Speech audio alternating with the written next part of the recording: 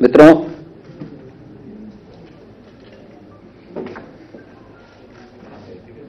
देश की सबसे पुरानी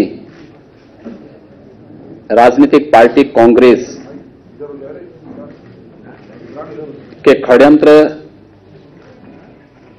और कांग्रेस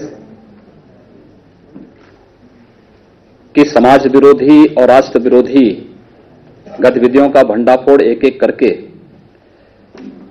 देश और दुनिया के सामने लगातार होता हुआ दिखाई दे रहा है।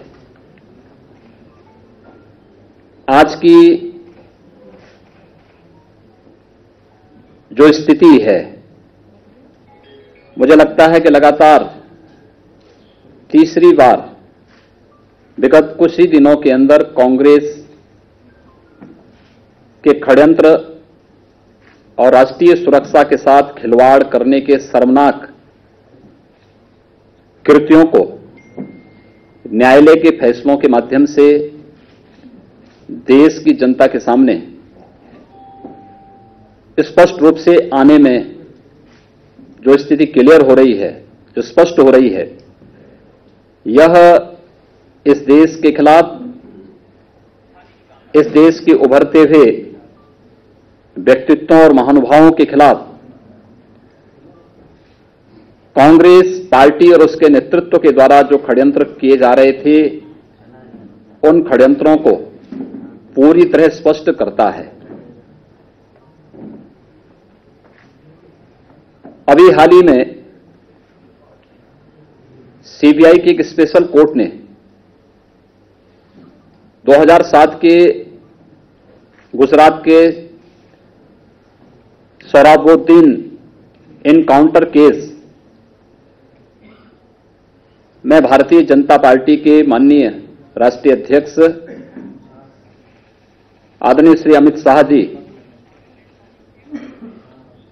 के साथ ही उन सभी अन्य लोगों को आरोपों से मुक्त किया है। यद्यपि श्री अमित शाह जी को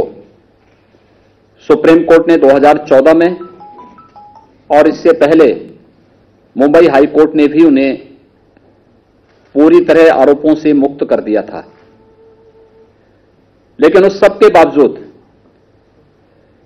किस तरीके से कांग्रेस के लोगों के द्वारा 2007 में गुजरात विधानसभा का चुनाव आदरणीय मोदी जी के नेतृत्व में भारतीय जनता पार्टी के द्वारा जीतने के बाद किस तरीके से मोदी जी को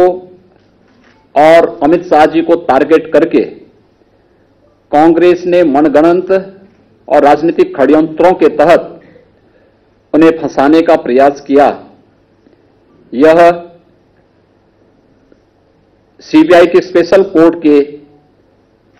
अभी हाल ही में दिए गए फैसले से स्पष्ट हो गया है। ये चीजें इस बात को प्रदर्शित करती हैं कि कांग्रेस अपने राजनीतिक स्वार्थों के लिए राष्ट्र की सुरक्षा के साथ भी खिलवाड़ करती हुई दिखाई दी और इस देश के उन सभी महानुभावों को जिनके व्यक्तित्व से कांग्रेस को एक भय हो रहा था या उन्हें संकट दिखता था कि आने वाले समय में ये उनके राजनीतिक भविष्य के लिए संकट बन सकते हैं, उन्हें कैसे फर्जी और मनगढ़ंत मामलों में फंसाने के कुत्सित प्रयास किए गए थे। इसमें भारतीय जनता पार्टी के आज के राष्ट्रीय अध्यक्ष और गुजरात के 2010 में एक लोकप्रिय गृह मंत्री के रूप में आदरणीय अमित शाह जी ने जिस शानदार पारी को वहां पर आगे बढ़ाया था, कैसे षड्यंत्र करके उन्हें जेल में पहुंचाने का कुत्सित और निंदनीय कृत्य कांग्रेस की तत्कालीन सरकार ने श्रीमती सोनिया गांधी, डॉक्टर मनमोहन सिंह जो देश के तत्कालीन प्रधानमंत्री थे,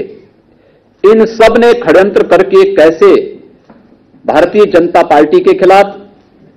श्री अमित शाह जी के खिलाफ, मोदी जी के खिलाफ किस प्रकार का एक षड्यंत्र किया था, यह इस स्पेशल कोर्ट के फैसले से एक बार पुनः उजागर हो गया है। कांग्रेस एक आतंकवादी के हितों के लिए लड़ रही है, जो देश की सुरक्षा के साथ खिलवाड़ करना चाहता था। वह आतंकवादी जो देश की संप्रभुता के खिलाफ लड़ रहा है और देश की सुरक्षा पर सेंध लगा रहा है, उसके पक्ष में किस तरीके से कांग्रेस ने और तत्कालीन कांग्रेस सरकार ने लॉबिंग करके आदरणीय अमित शाह जी को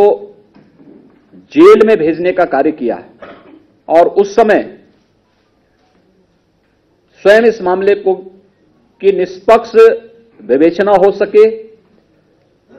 इन्वेस्टिगेशन में किसी भी प्रकार का कोई हस्तक्षेप न हो,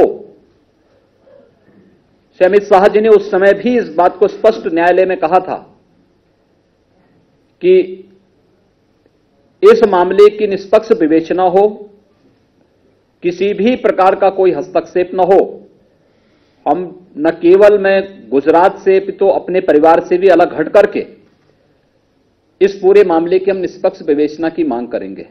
और पहले हाई कोर्ट ने, फिर सुप्रीम कोर्ट ने, और अब सीबीआई के स्पेशल कोर्ट ने भी उन्हें ससम्मान बरी करते हुए पूरे मामले को एक राजनीतिक षड्यंत्र बताया है। आप अनुमान लगा सकते हैं, देश के सबसे बड़ी राजनीतिक पार्टी, सबसे पुरानी राजनीतिक पार्टी के द्वारा इस प्रकार के राजनीतिक षड्यंत्र करके देश के उभरते हुए सितारों के खिलाफ, उभरते हुए महापुरुषों के खिलाफ, महानुभावों के खिलाफ जिस प्रकार के ये षड्यंत्र रचे गए हैं, यह न केवल शर्मनाक है, अपितु राष्ट्रीय सुरक्षा के साथ खिलवाड़ भी है। यह स्पष्ट है कि कांग्रेस की तत्कालीन केंद्र की यूपीए सरकार, जिसमें शैडो कैबिनेट के रूप में हर्षमंदर जैसे लोग श्रीमती सोनिया गांधी के किचन कैबिनेट के रूप में कार्य कर रहे थे, वे कैसे कैसे षड्यंत्र इस देश की सुरक्षा के साथ कर रहे थे। शराबुद्दीन केस के माध्यम से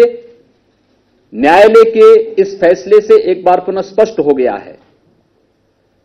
हम न्यायालय के इस फैसले का स्वागत करते हैं, न्यायालय के प्रति आभार भी व्यक्त करते हैं कि उन्होंने कांग्रेस के एक और झूठ का भंडाफोड़ किया है, कांग्रेस की कुत्सित नीतियों को पूरे देश के सामने एक बार पुनः उजागर करने का कार्य किया है कि कांग्रेस अपने राजनीतिक स्वार्थों के लिए पूरे देश की सुरक्षा के साथ, देश के हितों के साथ खिलवाड़ कर रही है। और यह शर्मनाक अध्याय जो कांग्रेस के साथ जुड़ता हुआ, लगातार जुड़ता दिखाई दे रहा है, 2014 से लेकर के 2004 से लेकर 2014 तक जल, थल, नभ, अंतरिक्ष और पाताल के घोटालों के साथ ही राजनीतिक षड्यंत्रों की किस प्रकार की विसातें कांग्रेस के द्वारा बिछाई गई थी, यह आज इस देश के सामने स्पष्ट रूप से आती हुई दिखाई दे रही है। न्यायालय के फैसले इस बात को स्पष्ट करते हैं कि कांग्रेस ने संविधान और देश के कानून को उसी प्रकार से कुचलने का कुत्सित प्रयास किया है जैसे कांग्रेस ने इस देश में आपातकाल लागू किया था, उस समय भी संविधान का